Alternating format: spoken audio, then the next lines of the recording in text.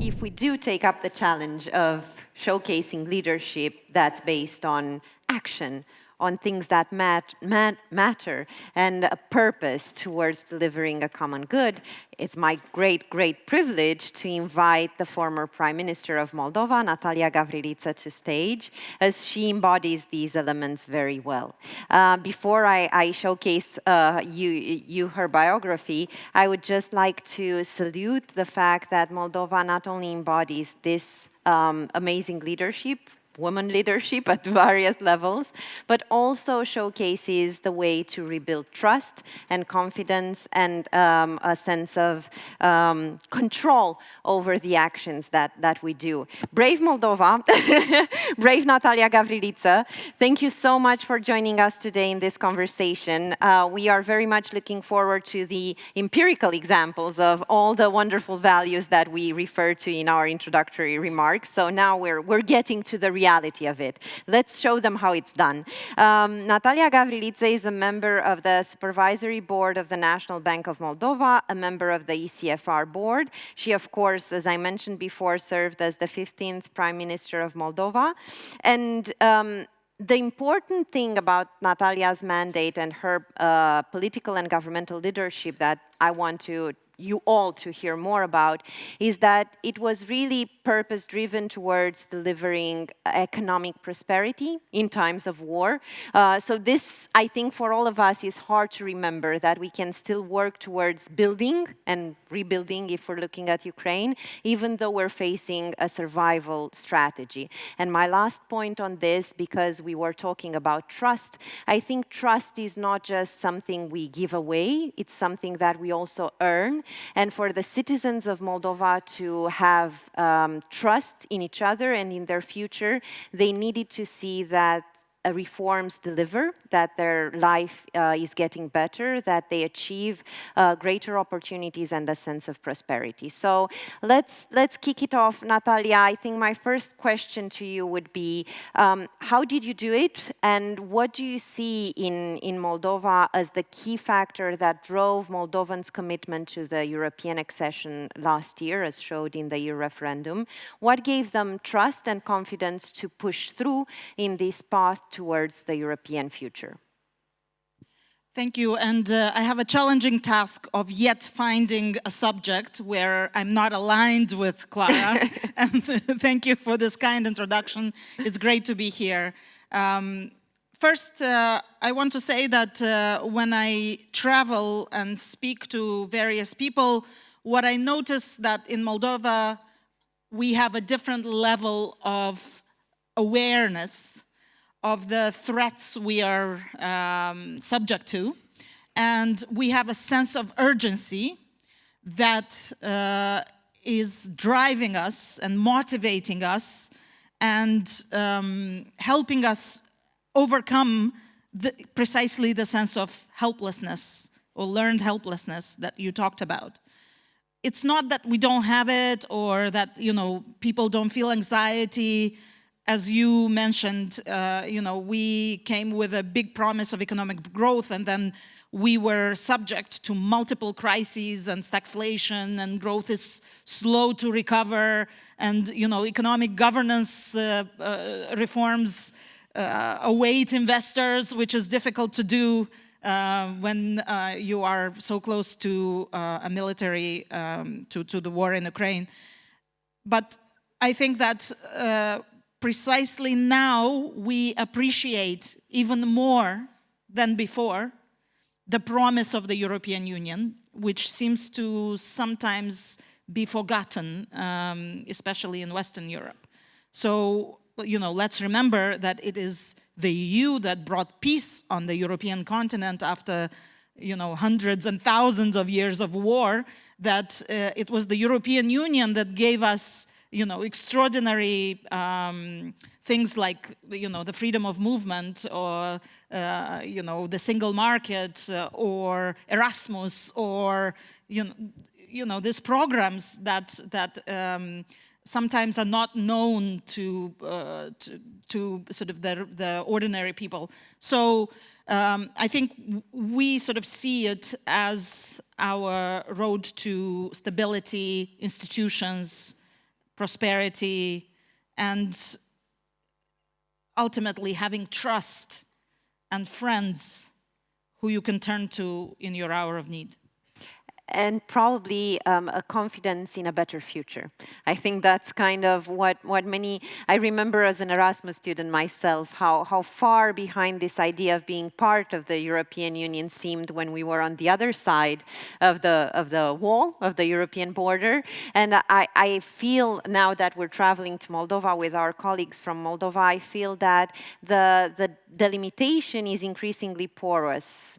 Moldova is already European in many ways, and it's also because of the work that you and other national leaders are doing, but it's also a mindset in the local communities, and I think that's very precious. And within the European Union, we sometimes forget the preciousness of what this collective space brings to us. So maybe I will jump to a question on local action, on communities. I know you now, in your role, let's say, working more with civil society and international partners, you're working very closely towards building these European communities, European society at local level.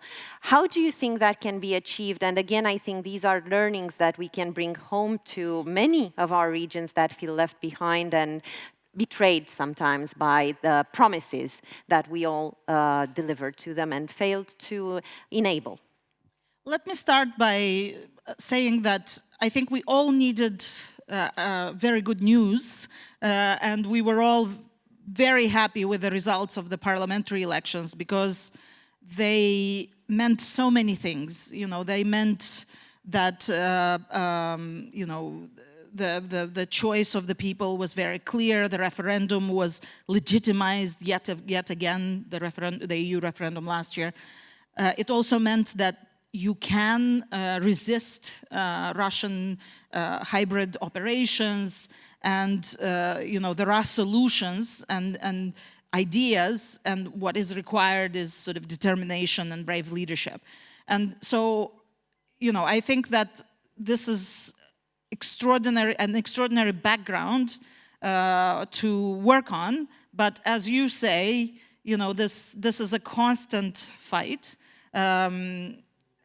So I'm one of the people who try to bring attention to the fact that the European society is actually much more pro-European than the results of the referendum or of the elections actually show. So if you look at surveys, both across the population, but also the think tank that I lead in Moldova, Partnerships for New Economy, we do a survey of entrepreneurs.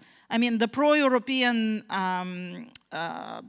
sentiment is sort of close to 70% and higher. So this means that we still have to work on those vulnerabilities that do not allow us to fully capitalize on this sentiment.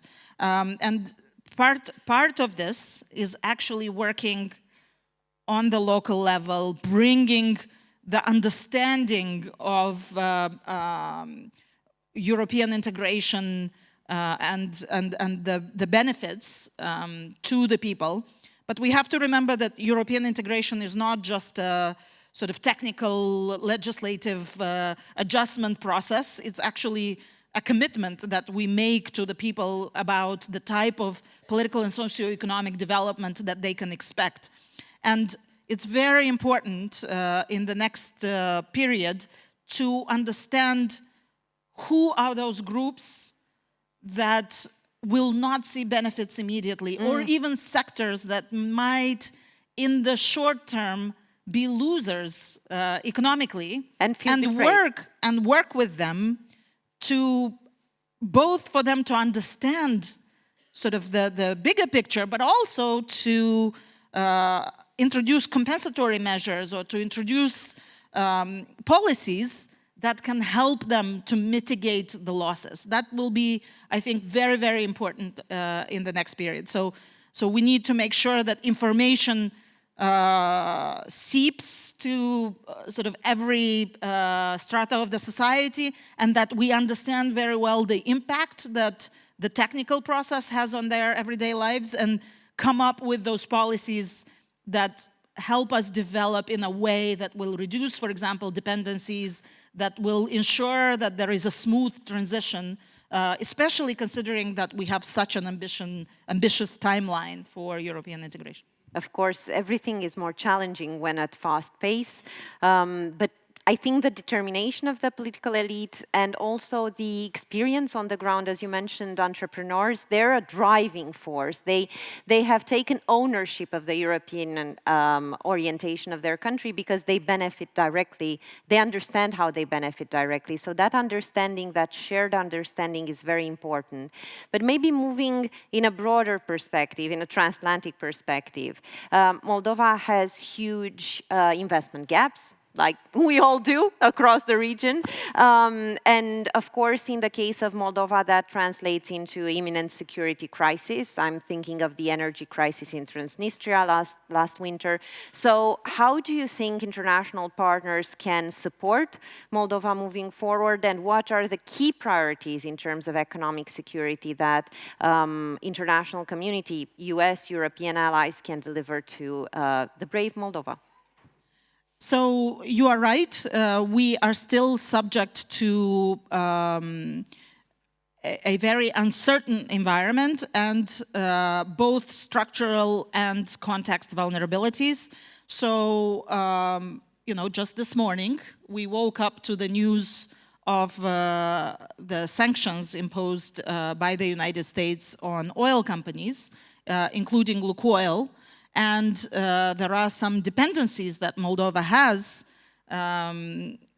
including in terms of contracts with this company. So from the data that I've seen so far, I haven't checked it yet, but 100%, for example, of the jet fuel comes from Lukoil. So we will have to find quickly a solution. And of course, just as we could count in our post-energy crises on support of our partners, I think we will need sort of our friends to be close and to support us both with expertise, advice, and with financial support. So, I want to make sure that this is understood. It's not just helping Moldova, right? So, for example, when the EU stood ready to support Moldova when there was an energy crisis in the Transnistrian region, I thought that was an extraordinary tool of soft power. And it actually helps reach populations that have been subject to Russian propaganda for 30 years. So this is not just an expenditure, this is an investment in trust, in social institutions that are key to development, as Elliot mentioned, and in sort of our partnership together, because I see the EU as a partnership. We are a team. There is a reason why the branding now is Team Europe. Mm-hmm.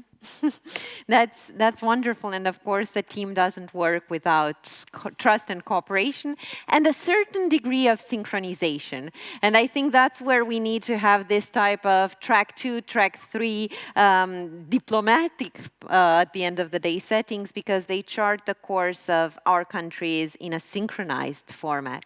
And maybe on that note, I would bring it home to Romania. And of course, we've seen an increased cooperation at governmental level between the president of Romania, Nicu Șordan, and the president of Moldova, Maia Sandu. We were there in Moldova at the National Romanian Language Day, talking about soft diplomacy and traditions, history, shared history. Where do you think this bilateral cooperation, which obviously I think is at its best in history, where do you think it should go forward in the coming year? Let's look at it like very short to medium term. So in Moldova, especially our entrepreneurs very well understand that there is still a lot of potential in the Moldova-Romania cooperation. We see it in the barometer of entrepreneurs. We see it sort of in the desire of our entrepreneurs to forge links with the Romanian partners. I think the entrepreneurs in particular understand better and better that they can actually talk to a company in Romania that has been through that process or is operating in a EU environment with adjusted legislation. Technical standards. And yes, and technical standards and certifications and so on. And they can take very practical lessons back to their businesses, and this can give them a better chance at reforming quickly and benefiting fully from the opportunities of European Union integration. So I think it's very important that we continue people-to-people contacts.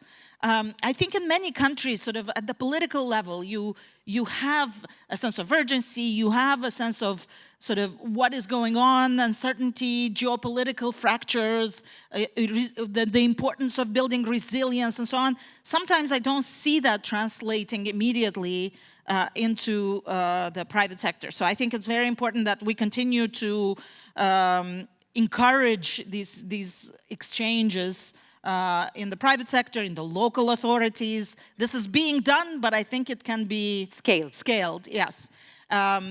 And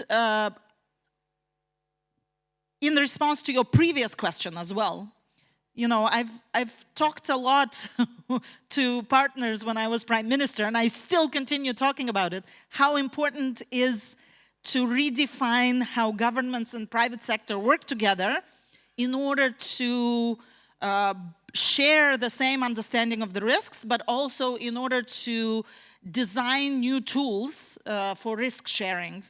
So I think we need to be much more bold in using, for example, financial tools to help private sector reduce risk and invest in perhaps less secure locations, because this is what the geopolitical need requires. So, like the border with Ukraine, for example. Yes. So, for example, we need, war insurance, political risk insurance, guarantees, public-private partnerships, arrangements about first losses, for example, where, we can encourage the private sector to invest where the need is. So, and for Moldova, this is really, really important because, as I said, we carried out extraordinary economic governance, security reform, energy reform in the institutions building in the last 4 years, but that does not translate in investment because we have a war in neighboring Ukraine and a security threat. Yes, a security threat in Moldova and this constant sort of hybrid attack and so on. And so we see, for example, even investors who were in Moldova before the war withdraw when it's the opposite that we need. We need now to demonstrate to our people that this determination, that these changes, that these reforms that can be painful are worth it, and they will come with sort of some economic prosperity. It's, we're not doing it for that particularly, but I think we need a balance. So both in terms of sort of changing institutions and believing in that this civilizational approach is right, but we also have to make sure that everybody feels the benefit of this process. So I encourage very much investors to come. Sometimes it's not easy. We're still working on, some of our institutions.